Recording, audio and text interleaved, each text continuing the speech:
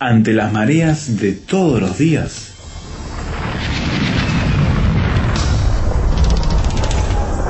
llegamos a tierra firme.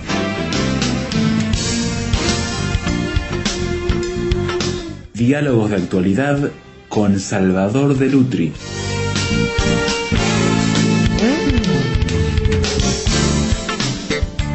Todo el mundo habla de posmodernidad.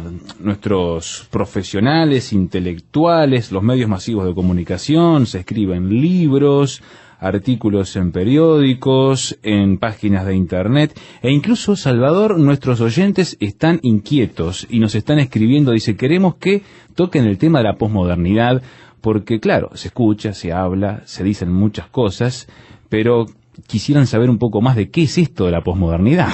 Bueno, menuda pregunta la que han hecho, porque la posmodernidad es todavía algo totalmente indefinible en formas absolutas, ¿no es cierto? No hay un cuerpo teórico de pensamiento, ¿no? No, porque los diversos analistas de la posmodernidad, filósofos, sociólogos, cada uno de ellos da su enfoque, ¿no? Hay cosas coincidentes, pero hay cosas que también son divergentes, ¿no?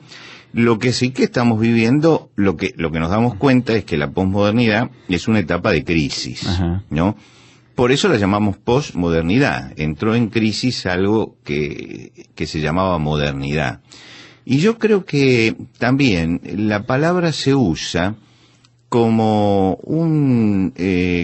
se la coloca en el vocabulario, muchas veces impropiamente, ¿no es cierto? Me queda cómodo hablar de posmodernidad y queda bien hablar de posmodernidad. Y muchas veces se la usa impropiamente, totalmente, en forma totalmente impropia, ¿no? Se generaliza el uso en cosas que no son que no son. Yo conversaba con un seminarista, ¿no? Y me decía, estamos armando una iglesia posmoderna. Y entonces yo le digo, pero ¿cómo es esa iglesia? ¿Van a creer en Buda, en Jesucristo? No. Bueno, entonces no son posmodernos, ¿no es cierto? La posmodernidad tiene mucho de híbrido, ¿no? Claro. Entonces creo que muchas veces decimos, bueno, nos estamos preparando para vivir dentro de la posmodernidad, que es otra cosa que preparar elementos posmodernos, ¿no es cierto? Yo quisiera comenzar diciéndote, bueno, ¿qué es la modernidad? Para entender qué es la modernidad, le quitamos el prefijo pos para entender. Claro, porque después tenemos que decir, bueno, estamos más allá de esto, pero por lo menos pongamos un fundamento. Yo creo que para entender la modernidad hay que pensar en una gran discusión que se dio cuando los escolásticos, que eran los representantes del medioevo, discutían con los antiescolásticos, que eran un poco los que estaban en la transición hacia la modernidad. ¿Y sobre qué discutían? Eso es lo más interesante. Discutían sobre el valor de los sentidos. ¿Cuál es el sentido más importante? ¿No? Entonces los escolásticos, que venían del medioevo, ellos decían que el sentido más importante del hombre es el oído. El oído. ¿No? Porque a través de ella recibimos la tradición, ¿no? La sabiduría de los maestros antiguos llega hasta nosotros a través de lo que escuchamos, ¿no? O sea que ellos pensaban más bien en una sociedad oral. Sí, que escuchaba, claro. ¿No es cierto? Que escuchaba lo que venía del pasado. Entonces el oído tenía que estar atento para escuchar lo que decía Aristóteles, ¿no es cierto? Para decir lo que decían los grandes sabios de la antigüedad, para escuchar lo que decían las generaciones pasadas, la tradición, ¿no es cierto? Lo que quiere decir que ellos creían que toda la sabiduría estaba en los maestros antiguos y lo que había que hacer era escucharlos. Los antiescolásticos decían, por el contrario, que el sentido más importante era la vista, porque con la vista se podía investigar, se podían captar y observar los fenómenos, se podía comprobar la veracidad de lo que venía por el oído. Entonces, esta discusión es el enfrentamiento del mundo medieval que estaba centrado en lo que había recibido, ¿no? Y el mundo moderno, que era un mundo de investigaciones, ¿no? Por ejemplo, el caso Galileo es típico, ahí se juntaron las dos cosas, ¿no? En el mundo medieval el pensamiento era lo que decía Aristóteles, lo que hemos oído de Aristóteles. Aristóteles había dicho, 400 años antes de Cristo, que la Tierra ocupaba el centro del universo, ¿no es cierto? Y entonces este pensamiento lo tomó la Iglesia y lo canonizó, y ya no, era indiscutible, era lo que oímos, ¿no es cierto? Es decir, la Tierra estaba en el medio. Y Claudio Ptolomeo, en el siglo II, él decía, la Tierra está inmóvil y es el centro del universo, ¿no es cierto? El oído lo recibía y lo aceptaba sin cuestionar, es lo que dijeron los antiguos. Llega el mundo moderno.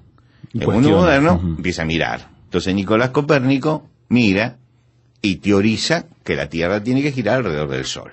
No intenta demostrarlo, pero llega Galileo, con un primitivo telescopio, diríamos hoy, demuestra que el Sol está fijo y que la Tierra gira alrededor del Sol y comprueba la teoría copernicana. El ojo corregía al oído. Claro, sí. Pero lógicamente, el espíritu medieval estaba todavía presente. Entonces lo llaman a Galileo y dice, no, por más que usted lo vea, lo que dice Aristóteles y lo que dice la Iglesia es verdad. Así que usted, por más que usted lo vea, no debe aceptarlo. Usted tiene que aceptar lo que oyó. Y Galileo decía, no, yo tengo que seguir lo que veo. Claro. ¿No es cierto? Lo que compruebo. Y ese es el choque entre el mundo medieval y el mundo moderno. Es un mundo de comprobaciones. Lo palpable. Lo palpable, ¿no es cierto? En el medioevo la sabiduría entonces estaban los teólogos. Todos oían a los teólogos. En la modernidad, el lugar de los teólogos lo empezaron a ocupar los científicos. El científico que piensa, que analiza. Entonces el médico, el físico, el astrónomo, que veían, que comprobaban, empieza a tomar una importancia tremenda. Era la diferencia del mundo se da en ese momento. ¿Son un grupo de personas que empiezan a discrepar con esa visión medieval o que empiezan a ver que el modelo no les sirve? ¿Hay una incompatibilidad? ¿Qué es lo que le pasa a esta gente que hace esa diferencia? Y yo creo que ellos empezaron a comprobar que muchas cosas que decían y que habían recibido y que eran dogmáticamente aceptadas, la realidad mostraba que no funcionaban, ¿no es cierto? Y el hombre se transformó en un ser investigador, ¿no? Es interesante porque ahí varía el pensamiento. Por ejemplo, en el siglo XIV, en Florencia, que va a ser el centro del Renacimiento y el centro del comienzo de la modernidad, estaba Dante, y Dante pensaba todavía con un pensamiento medieval. Entonces cuando él escribe la Divina Comedia, ¿no?, la escribe en lenguaje toscano, lo que era un avance tremendo, porque había abandonado el latín, estaba haciendo una lengua romance. Pero el esquema de pensamiento era todavía el esquema medieval, es decir, él pensaba en la trascendencia del hombre, dónde vamos a estar en la eternidad, si en el cielo, en el purgatorio o en el infierno, de acuerdo a su concepción, ¿no es cierto?, de lo que era la eternidad, siguiendo las tradiciones del medioevo, ¿no?, en cuanto a cómo sería la retribución. Era un hombre preocupado por la trascendencia. En el mismo siglo XIV, 35 años después, en la misma ciudad de Florencia, Boccaccio escribe el Decamerón. ¿No es cierto? En la misma ciudad. Y cuando lee el Decamerón, no le interesa la trascendencia. Vino una peste, 10 jóvenes se encierran en un castillo y se ponen a contar cuentos, y esos cuentos, que son los 100 cuentos que forman el Decamerón, ¿de qué tratan esos 100 cuentos? Ahí no tratan de las cosas que trascienden. Las pasiones humanas están allí irrefrenables, el hombre en su dimensión terrenal. Ahí hay un cambio de pensamiento. Los hombres empezaban a pensar más abajo que arriba. Y yo creo que esa es la diferencia entre el mundo medieval y el mundo moderno. El mundo medieval pensaba en la eternidad, eso lo tenía muy preocupado, vivía para la eternidad, y ahora la modernidad estaba viviendo para el hoy. El destino temporal del hombre era más importante que su trascendencia. Y pensemos que esto sucedió en el mismo siglo con una diferencia de 35 años, ¿no es cierto? Entonces, eso fue dándole características determinadas a eso que llamamos modernidad. Entonces empezamos a construir un mundo basado desde lo teológico a lo racional, de alguna manera. Pasamos a los sentidos que dominan lo que sería la moderna física, de alguna manera, de comprobación. La ciencia. Es el pensamiento científico, es la eclosión del pensamiento científico.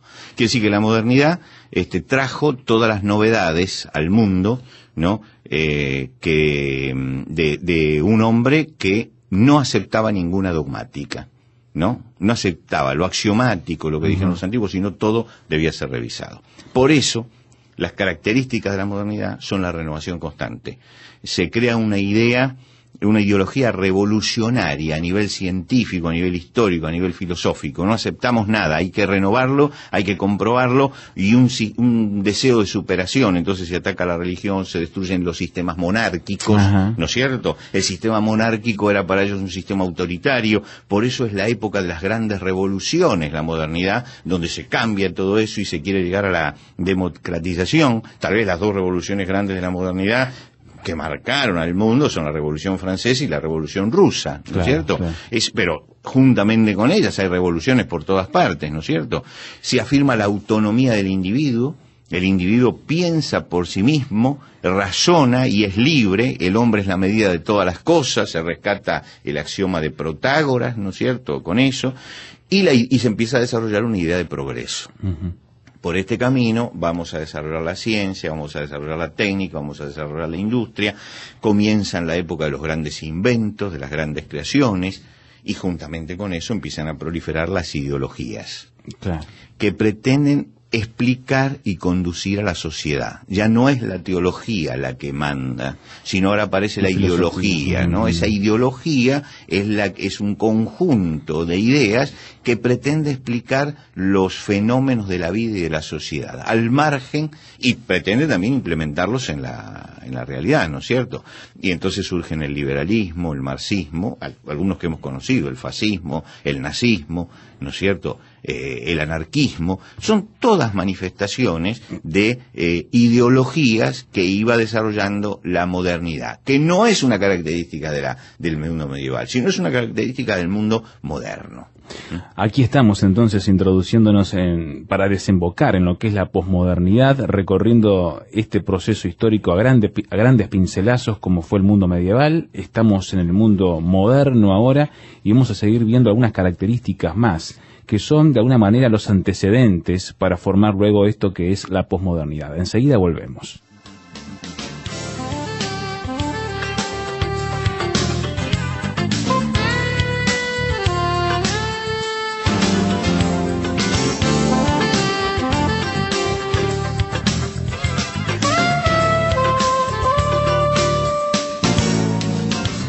Tierra Firme en Internet. Descubra en nuestro sitio materiales, datos, la transcripción de estos comentarios, frases sobre este tema que le ayudarán a desarrollar una posición con bases sólidas.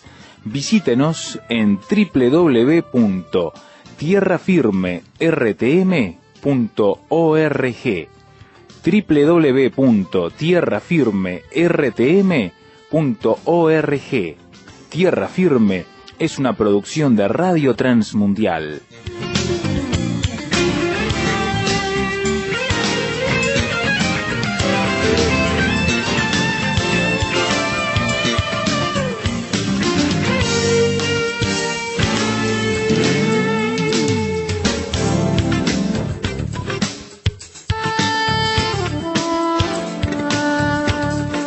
No somos claveles del aire, venimos con una historia que tiene raíces profundas y que desemboca en esto que hoy todo el mundo habla, que es la posmodernidad.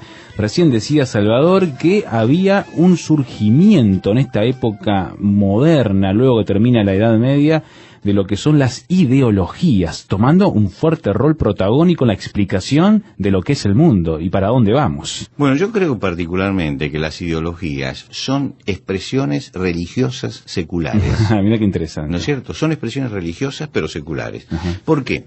Porque tiene adeptos, ¿no es cierto? Tiene conversos, ¿no? Y tiene herejes también, que son los que no piensan como yo. Claro. ¿No es cierto? La gran capacidad dogmática que tienen los ideólogos, ¿no?, para encerrarse. Tienen rituales también, ceremonias. Lo que quiere decir que aparece algo así como una religión laica, ¿no?, que absorbe al hombre. Y entonces la persona se convierte al marxismo. Es interesante, por ejemplo, que durante la época de la China de Mao, se hacían reuniones donde la gente cantaba y se pedía la conversión al marxismo. Entonces había coros, ¿no?, como hay en las iglesias, y se cantaba, y había un sermón, ¿no?, y después había un momento de devoción donde había que tomar decisiones, y la gente pasaba delante para consagrarse al marxismo. Lo que quiere decir que las ideologías basta con haber conversado con alguien que estuviera comprometido con una ideología para darse cuenta que llevaban en sí un sentimiento dogmático de verdad absoluta y que nos miraban a los que no pensábamos como ellos como los grandes herejes e ignorantes, ¿no? Como para decir, bueno, esto era pensamiento religioso. Eso fue lo que hizo la modernidad, ¿no es cierto? Ahora, claro, vos decías, hubo reacciones también. Y hubo reacciones. Por ejemplo, en el siglo XIX aparece la primera reacción, el movimiento romántico, ¿no? Es una reacción nostálgica que anhelaba algunas cosas de la Edad Media, pero ponía el énfasis en los sentimientos y en los ideales, ¿no es cierto? Que escapaban a todo ese iluminismo. Claro, estaban escapando a todo ese racionalismo extremo para volver a que el hombre tiene sentimientos también. Y en el siglo XX, la generación beatnik, en la década del 40, ¿no es cierto?, después de la Segunda Guerra Mundial, que rechazaban todas posturas políticas, rechazaban al materialismo, reaccionaban contra todos los postulados de la modernidad. El movimiento hippie posterior, del 65 al 70, ¿no es cierto?, que reaccionaban contra un mundo que había perdido la dimensión humana, que querían volver a la naturaleza, que a pesar de no ser orgánico, ¿no?, porque el movimiento hippie no fue algo orgánico, mostraban una desconformidad con todo lo que era la sociedad. Seguro. El Mayo francés, del 3 al 5 de mayo del 68 en Francia, jóvenes y obreros se lanzan a la calle diciendo a la imaginación al poder, reaccionaban contra el sistema capitalista, contra la dictadura de Stalin, contra el neofascismo, contra el clericalismo, es decir, contra todas las instituciones hasta ese momento que parecían inamovibles. Y yo creo que esos son antecedentes, hasta que llegamos a esto, que es la posmodernidad, ¿no es cierto?, nuestro estado posmoderno. Que es la consecuencia de todo este proceso. La consecuencia, si alguien me preguntara cuándo nace la posmodernidad, bueno, yo no le podría poner una fecha, pero yo diría sí que puedo ponerle una base filosófica a la posmodernidad. Yo diría que la posmodernidad nace cuando en Occidente se toma conciencia de que el proyecto moderno no es válido. Por eso es una manifestación, la posmodernidad, del desencanto, ¿no?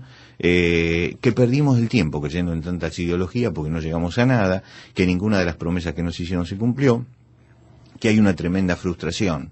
Entonces aparece una manifestación de desencanto, estamos desencantados, y cuando decimos posmoderno tenemos que decir estamos desencantados.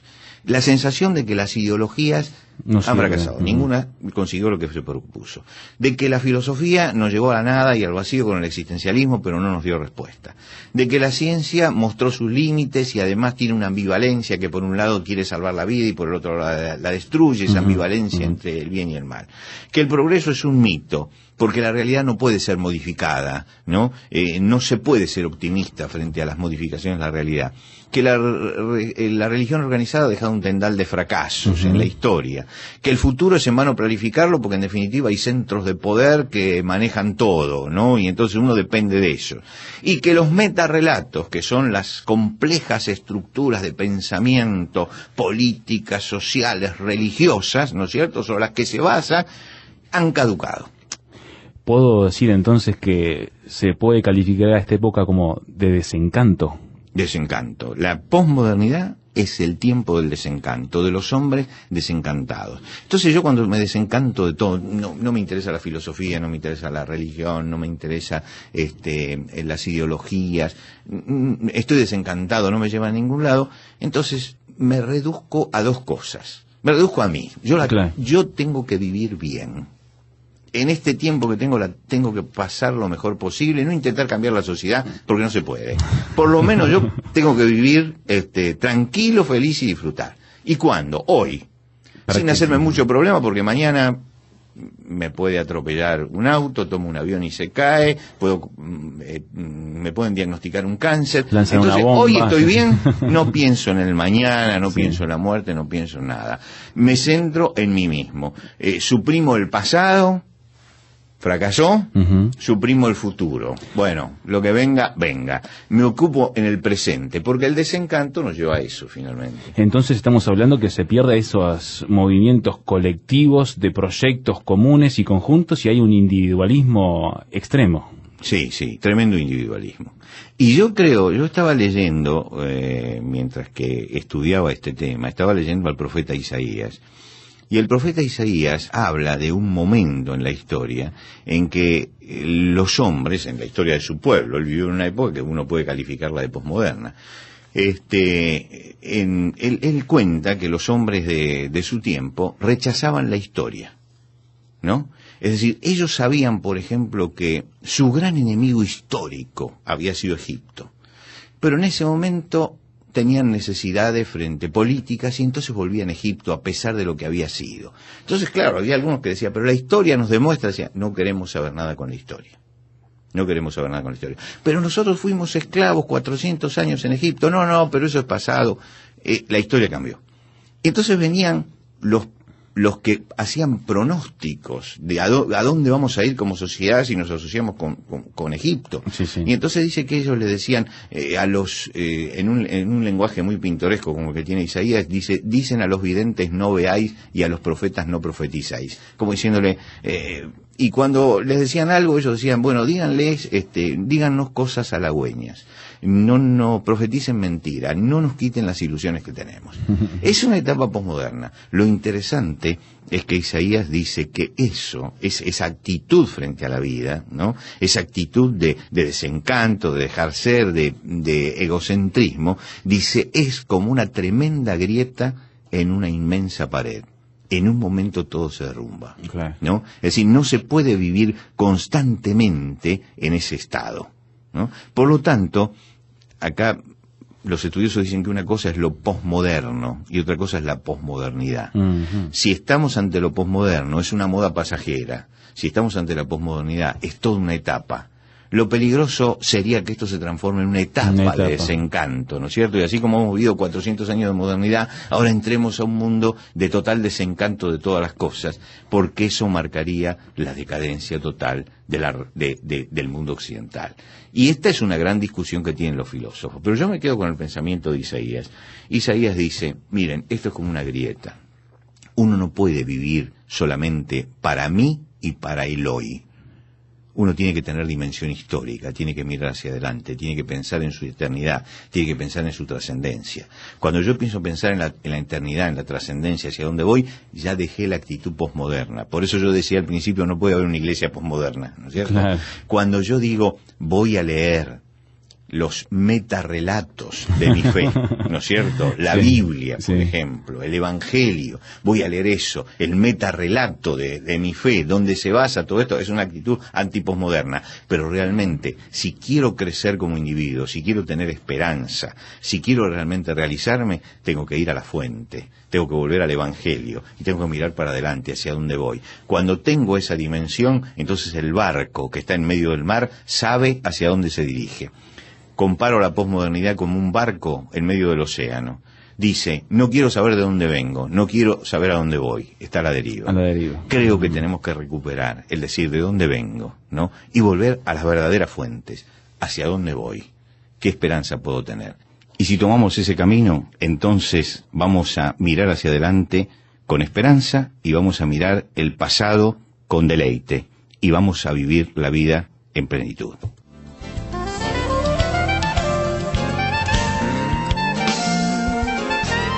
Los grandes músicos en tierra firme. Les invito a escuchar a Scarlatti, concierto en la menor, Fuga.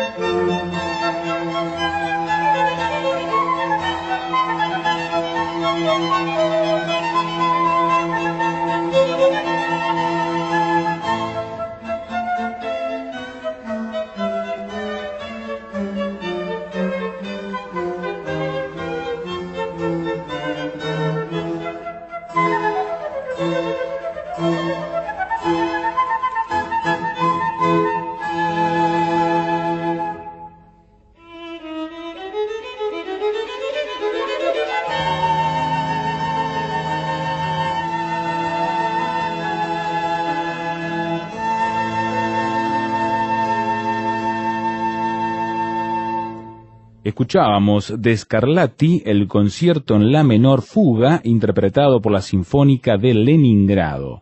Nos gustaría escucharlo a usted ahora, y hemos desarrollado algunos canales de comunicación para interactuar con todos aquellos que les interese charlar más de estos temas. Por ejemplo, nuestro sitio de internet está abierto en www.tierrafirmertm.org. Allí va a encontrar el audio del programa para escucharlo nuevamente, el archivo MP3 que le ofrecemos gratuitamente para que pueda bajar y compartirlo con otras personas para multiplicar el efecto de esta temática que estamos presentando, la transcripción de este programa, en escrita, usted puede bajarlo, imprimirlo, utilizar el texto, y otras ayudas que va a encontrar allí como foros, lugares de discusión, intercambios, el lugar donde va a haber más materiales que hemos puesto para charlar con ustedes, noticias, artículos, entrevistas, cosas bien interesantes, creemos, para que usted pueda visitarlas y darle a conocer a otras personas también estos materiales. Y también nos gustaría saber su opinión sobre el sitio de internet y nos haga saber cómo mejorarlo para interactuar con usted de una manera más eficiente. www.tierrafirmertm.org, sí, así todo junto, tierrafirmertm.org. También nuestro correo electrónico, tierrafirme@transmundial.org, tierrafirme@transmundial.org. Si prefiere escribirnos una carta, Tierra Firme, casilla de correo 5051 Montevideo, Uruguay. Tierra Firme, casilla de correo 5051 Montevideo, Uruguay. Les cuento que este tema de la posmodernidad seguirá por 2 programas más. Hemos preparado 3 bloques, 3 charlas con Salvador para este programa, así que les esperamos nuevamente en la próxima edición para presentarles una vez más Tierra Firme.